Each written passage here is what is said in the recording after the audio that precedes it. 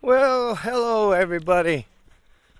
I'm sure you expected to get on here and me showing you the process of making some cultured butter. I'm going to. You gotta give me a few minutes. Yeah, probably won't take a few minutes actually.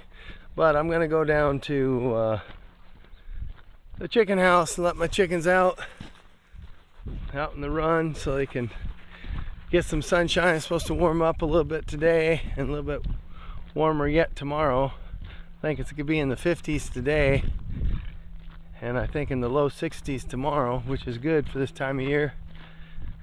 Anyhow, I'm gonna go let these hens out so they can run around, hopefully get me a bunch of eggs today, and in just a short I'll be back with you and I'll be making some of that cultured butter.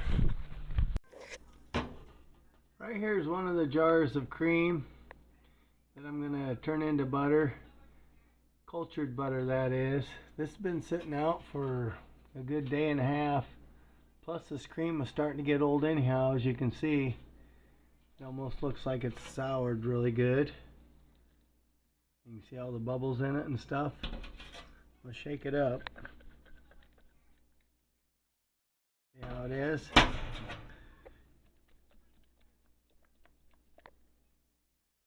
going to pour this into a 2-quart jar and I'm going to shake it until it turns to butter. Look at all that cream buildup on that flat from that quart jar. That's some thick stuff. It won't take long to turn this to butter.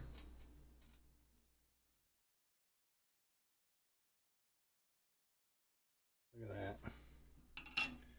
I'll pour this out of this jar into this big one. I'll show you how thick this stuff is. It's like soured cream.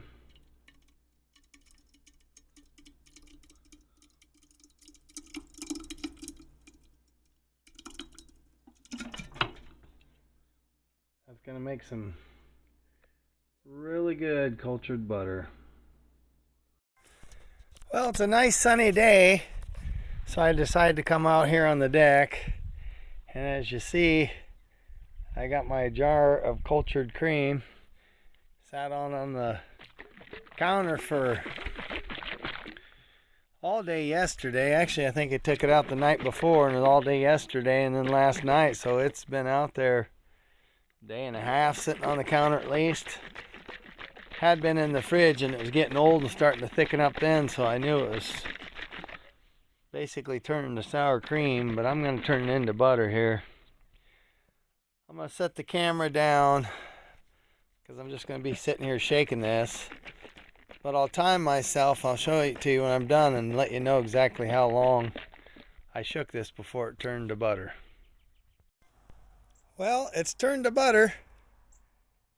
It only took 5 minutes. Exactly 5 minutes for it to turn.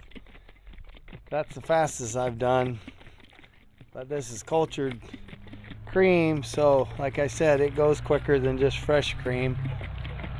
I did do some fresh cream in about, I think, 11 minutes the other day, but this only took 5, like I said.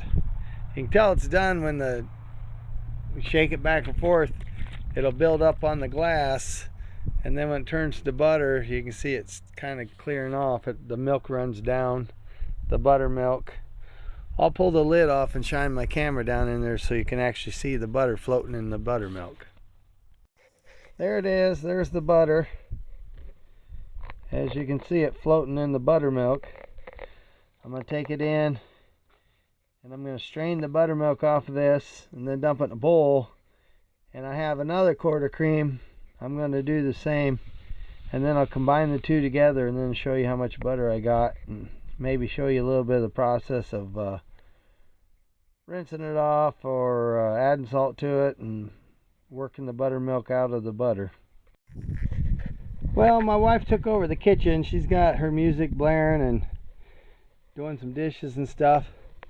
So I'm back out here on the deck. Like I said, it's a nice sunny warm day, so it don't hurt to finish processing this butter out here.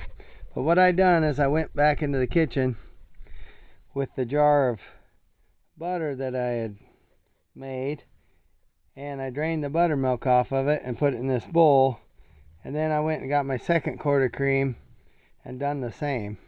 So now this is both batches of butter in the same bowl together.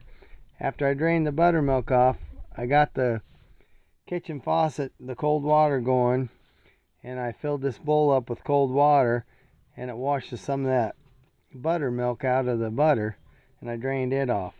Now what I'm going to do is I got the salt shaker, so I'm just going to add a little bit of salt. I don't know how much was in there. Enough to make it taste good, I'm sure. And what I'm going to do is start working the butter like this, and work this salt around, and pretty soon there will be some buttermilk and a little bit of water work its way out of this clump of butter. I'm going to grab the bowl with both hands, so I'm going to shut the camera off. I'm going to mush it around, work some of the buttermilk out, and then I'll turn the camera back on and show you the buttermilk that I got worked out. Alright, as you can see, there's a little bit of buttermilk and water that I worked out of this butter. I'm going to drain it off, and I'm going to do the process again. I'll just start stirring it around and pressing on it with that fork, and it'll work more buttermilk out of it. Okay, that's the second time we're working around. I probably got about a tablespoon and a half of buttermilk and water worked out of this butter. I'm going to dump this out, and I'm going to get one more try. Okay, that's my third and final time right there. There's maybe a teaspoon and a half of buttermilk and water. I worked out that butter, but I got most of it out. And if you're wondering the purpose of getting as much buttermilk out as you can, is if you leave this sit out and there's buttermilk in there, that buttermilk is like regular milk. It'll start to sour. Yeah, this comes from sour cream, and the cream was soured. It's cultured rather, but the buttermilk in there will end up giving it a real bitter taste if it starts to ferment after this butter's been made.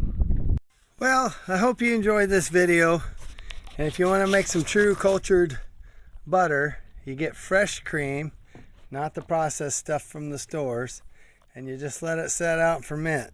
Leave it out for a day and a half or two, and go at it making your butter just like you would with fresh cream. Well, I'm going to let y'all go. See y'all later, and don't forget I love you. Bye.